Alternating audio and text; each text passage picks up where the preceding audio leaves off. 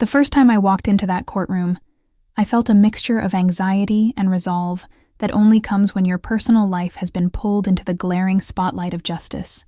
There's an odd sensation in being confronted not just by a judge, but by someone like Judge Judy, who doesn't just preside over cases. She dissects them piece by piece, slicing through confusion with the precision of a surgeon. My case wasn't about anything trivial. It was about custody, property, personal responsibility, and ultimately, accountability for one another's actions over a span of several years.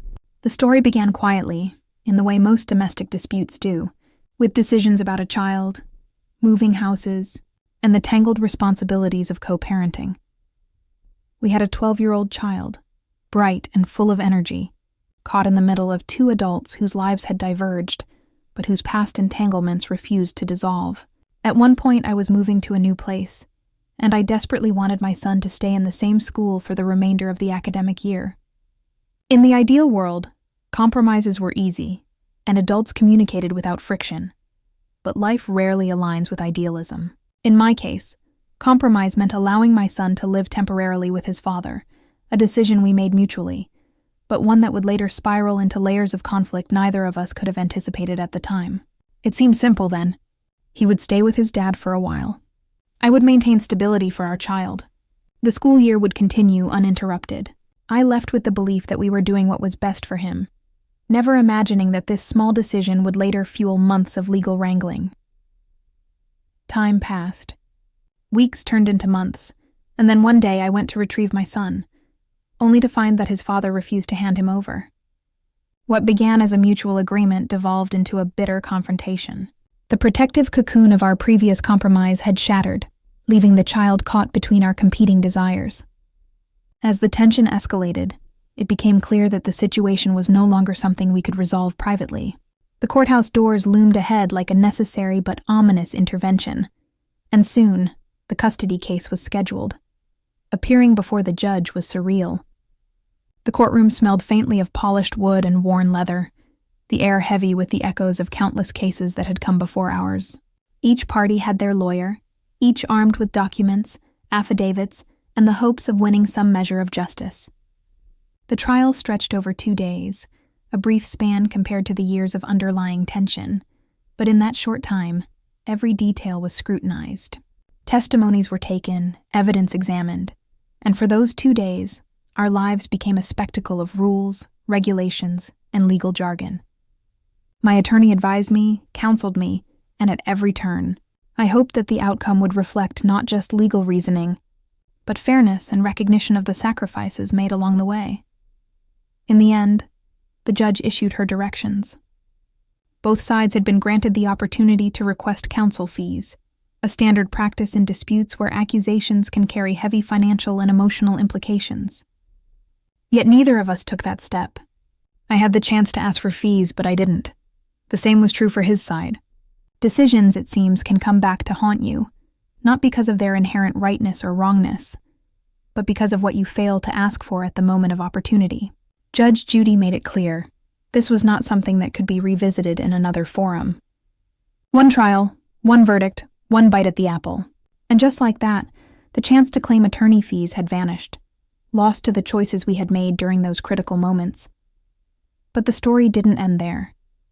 While custody and legal fees might have been settled, the lingering question of property damage remained unresolved, a simmering issue that would pull us back into the courtroom. The house, once a shared space, had become a battleground. Over the course of protective orders, temporary restrictions, and shared occupancy, the property had suffered. Back-and-forth protective orders had created a liminal space where ownership, responsibility, and access were constantly negotiated, leaving the house vulnerable to neglect and conflict. During this time, she lived in the house, a presence sanctioned by temporary orders, and when she left, the damage left behind was evident. The house had once been in both our names, a symbol of partnership that had never fully matured into permanence. Over time, the legal status shifted, and eventually, it became solely my name after she signed a quitclaim deed, returning the property to me directly. By July of that year, after the order was amended, I finally regained access and was confronted with the reality of the damage. The chaos wasn't subtle. It was evident in the walls, the floors, the remnants of daily living that had been left uncared for over months and years. Receipts for repairs, photographs of damage, and notes on the time and effort it took to restore the house became my evidence. Dumpster bills, receipts, and personal labor, all accounted for meticulously. Yet, what weighed more than money was the sense of betrayal. The understanding that what had once been a shared home had been left in disarray not out of necessity, but out of spite. The court session concerning the property was a different kind of confrontation. Judge Judy was focused, unsparing, and entirely unyielding in her determination to address the actual damages without getting entangled in past grievances. While she allowed for context, her questions consistently aimed to cut through justifications and point directly to the material facts. When did the damage occur? What was the cost and who was responsible? Arguments about prior conditions of the house, tit-for-tat behaviors, or personal grievances were acknowledged, but ultimately deemed irrelevant to the calculation of actual damages. It was a lesson in accountability. Acknowledge what is yours to bear, and accept responsibility where it is due. We both had reasons to explain our actions. She claimed that the state of the house reflected my own neglect when I had left. I had to accept that perspective, yet the photos and receipts showed a pattern of behavior that directly contradicted that narrative. The house had been left messy, yes, but not to the extreme extent that repairs and cleanup demanded. The proof was in the receipts, $558 for a dumpster alone, not including the countless hours of labor put in by me and friends who assisted. The weeks spent cleaning and restoring the property were laborious, frustrating, and emotionally draining, but necessary to reclaim a space that had once been a home, now transformed into a contested arena of justice. Judge Judy's attention to detail was relentless. She insisted on seeing the evidence, verifying costs, and ignoring any extraneous narratives. Affidavits, while useful in legal procedure, were set aside in favor of tangible proof. Receipts, photographs, and clear timelines. The court's decision reflected a pragmatic approach to justice, acknowledge only what could be substantiated. In the end, the judgment for the defendant on the counterclaim amounted to $1,000, covering the dumpster and personal labor, a concrete figure that resolved one layer of the conflict and brought closure to that aspect of the case. Throughout this ordeal, the child, the custody issues, and the property disputes highlighted the complexity of human relationships. Decisions made in the moment, allowing a child to stay with one parent, agreeing not to request attorney fees, tolerating temporary living arrangements, echoed across years, influencing not only legal outcomes but emotional landscapes. The courtroom became more than a place of legal reckoning. It was a reflection of the human condition, where responsibility, accountability, and consequence intertwine in ways that cannot be avoided. The lessons were clear. Justice is exacting, but it is also procedural.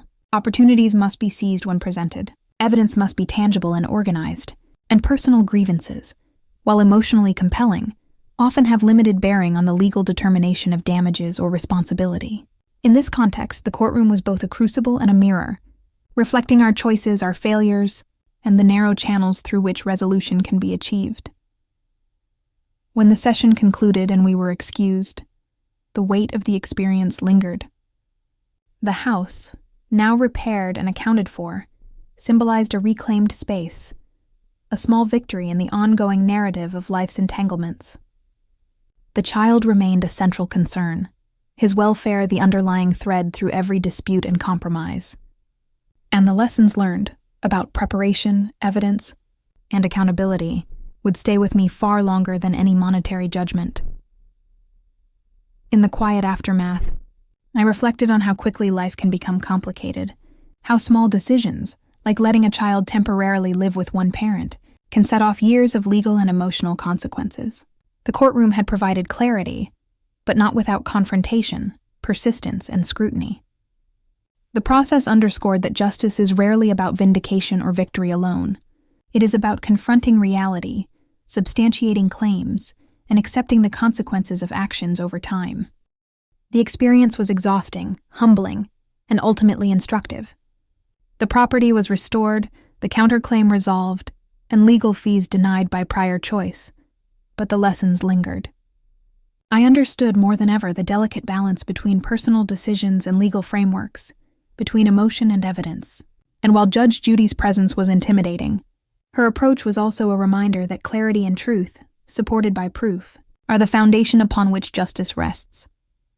Looking back, the case was more than a dispute over custody or property. It was a study in human behavior, in the intersection of personal responsibility and legal obligation, and in the ways small actions ripple across years of life.